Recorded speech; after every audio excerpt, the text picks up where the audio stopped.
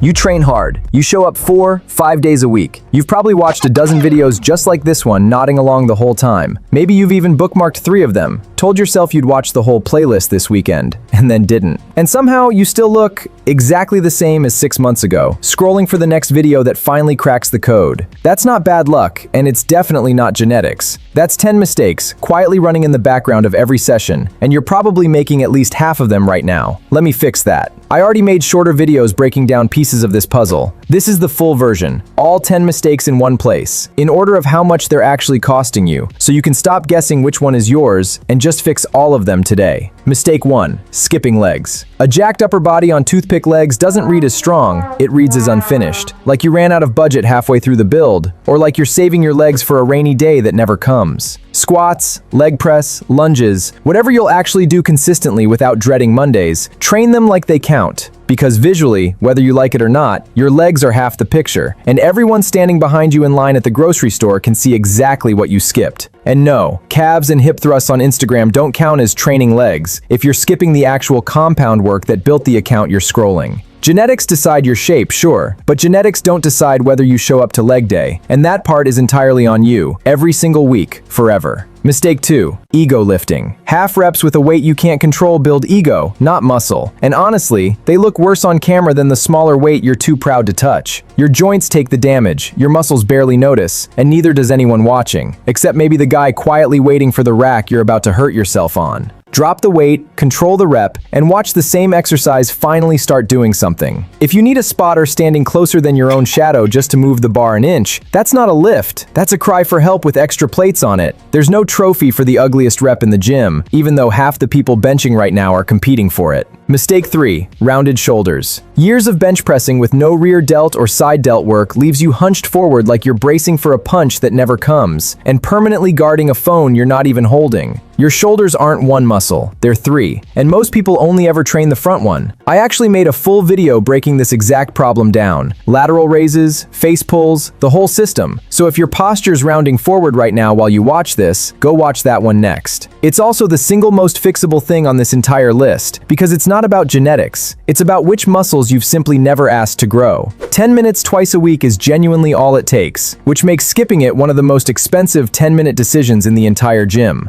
Mistake 4. Rushing every set like the weight owes you money. If you're slinging it up and letting it drop, you're using momentum, not muscle. And momentum doesn't build anything you can flex later. Slow the tempo down and the same weight suddenly feels twice as heavy, because now it's actually working instead of just moving from point A to point B. Count the seconds down on the next set. 1, 2, 3. And notice how much earlier you start sweating. Nobody's ever gotten hurt lifting too slow, but plenty of people have gotten hurt lifting too fast and calling it intensity. Mistake 5. Skipping the warm-up because you're in a hurry to feel accomplished. Walking straight to your heaviest set cold isn't dedication. It's how you tear something and lose 6 weeks of progress for the sake of saving 90 seconds you won't even remember spending by the time you're limping to your car. 2 light sets before your working weight cost you less time than scrolling through the exercises you're about to warm up for. The 90 seconds you save skipping it costs a lot more than 90 seconds the day something finally gives out. Mistake 6, and I promise this one is sneakier than it sounds. Chasing soreness like it's a scoreboard. You know the feeling. You can barely lift your arms to wash your hair the next morning, and some part of you feels proud of that. Like the workout doesn't count unless walking downstairs becomes a personality trait for 2 days. Here's the problem. Soreness measures muscle damage, not muscle growth. Those are related, but they are not the same thing. And chasing one while ignoring the other is exactly how people plateau for months while feeling like they're crushing every session. If you're judging every workout by how wrecked you feel the next day, you're measuring the wrong thing entirely. And worse, you're probably training in a way that guarantees you'll never recover enough to actually build anything. Muscle grows from progressive overload, small consistent increases over time, not from pain. And if soreness actually equaled growth, everyone who's ever had the flu would walk around jacked, because that kind of full-body ache doesn't exactly come with new muscle attached. I made an entire video calling this exact lie out, because it might genuinely be the biggest one in all of bodybuilding, bigger than anything else on this list. And once you stop chasing soreness, you'll finally recover enough to actually grow. Here's your fix. Track your lifts instead of your soreness. Write down the weight, write down the reps, and if those numbers are creeping up week over week, it's working, regardless of how you feel walking down the stairs afterward.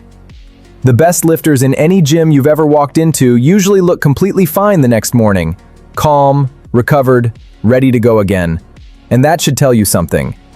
Meanwhile, the guy hobbling around the parking lot convinced he crushed it, he'll be back in the gym in 5 days instead of 2. And that gap is the whole difference between someone who's still jacked in 5 years and someone who's still explaining why they used to lift. Mistake 7, and this is the one that fools people who've actually been training for years: confusing strength with size. Here's the trap. Your bench goes from 135 to 225 over a year. Your deadlift climbs every single month. Your logbook looks incredible, and you post it, and the comments are all hype. Then you take your shirt off and nothing changed. Same shoulders, same arms, same everything. And now you're questioning genetics, questioning your diet, questioning everything except the actual explanation. Your numbers can climb every single week while you look exactly the same in every mirror check. Because lifting heavy mostly trains your nervous system to fire more efficiently, teaching your body to recruit muscle fibers it already has, not necessarily building new ones. If your lifts are climbing but the mirror still isn't cooperating, I broke down exactly why in another video. And spoiler, it's less about your training and more about volume and what you're actually putting on your plate. 2 guys can lift the exact same weight and look nothing alike walking out of the same gym, because one of them trained for the number on the bar and the other trained for the number on the tape measure. The fix isn't complicated, it's just unpopular. More sets, moderate weight, and enough food to actually build with, instead of chasing a heavier single every single week like it's the only stat that matters.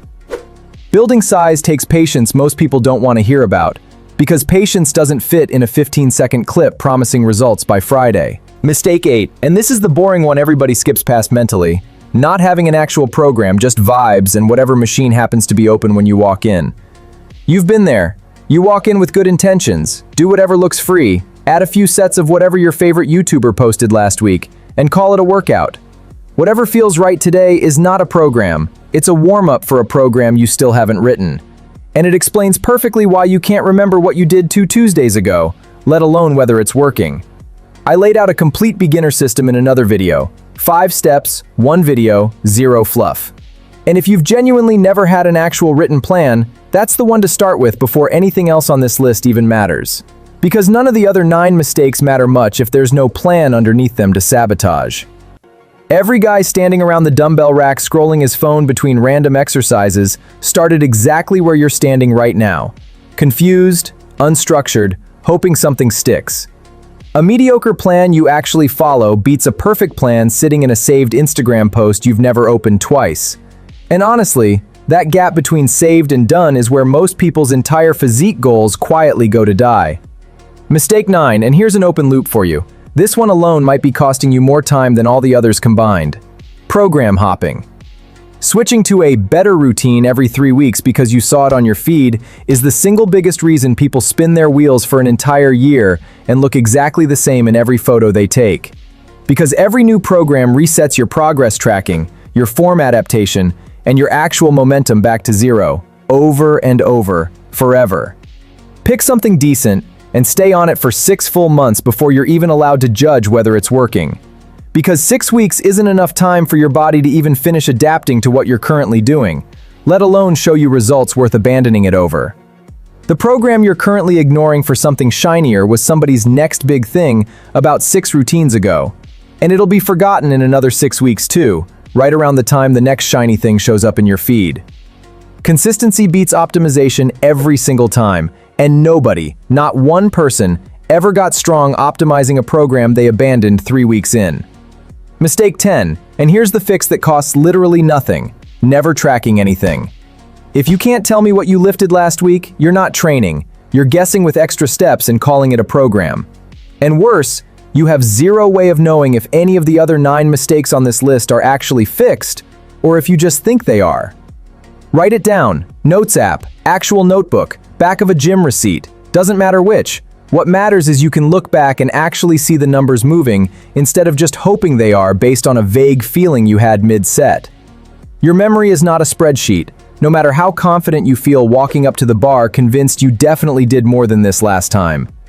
Give it 8 weeks of actual written numbers, and you'll have more concrete proof of progress sitting in one notebook page than a full year of vague memories ever gave you. And that proof is exactly what keeps you showing up on the days you genuinely don't feel like it. 10 mistakes. Actually, let's make it 11 because there's one bonus mistake hiding underneath all of these that I almost didn't mention. Not giving yourself permission to actually be a beginner. You watch these videos, you learn all 10 mistakes in one sitting, and then you walk into the gym tomorrow expecting to fix all 10 at once. Perfect form, perfect program, perfect tracking, day one. And when that inevitably falls apart by Wednesday, you decide the whole thing doesn't work for you. It's not 11 mistakes you need to fix simultaneously. It's one mistake at a time, starting with whichever one made you wince the hardest while watching this, because that's usually the one costing you the most right now. Realistically, you're making at least 3 of these right now, and honestly, that's completely fine. That's exactly what this video exists to fix. Most people watching this already know, somewhere in the back of their mind, exactly which one is theirs. They've just never heard it said out loud by someone other than their own conscience at 2 in the morning scrolling for answers. Here's the actual plan. This week, pick one mistake, just one, and fix only that one. Next week, add a second. By the time you've stacked all 10, you won't remember training any other way, and that's the whole point. None of this is meant to happen overnight, and if a video promised you it would, that video was lying to you the same way no pain, no gain was.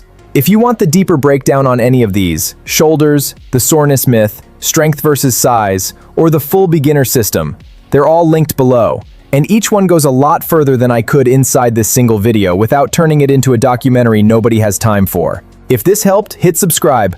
I break down training like this every single week, no fluff, same as always. And if there's a mistake I somehow didn't cover, one you're secretly guilty of that didn't make this list, tell me in the comments, because I might make the next video about exactly that. See you in the next one.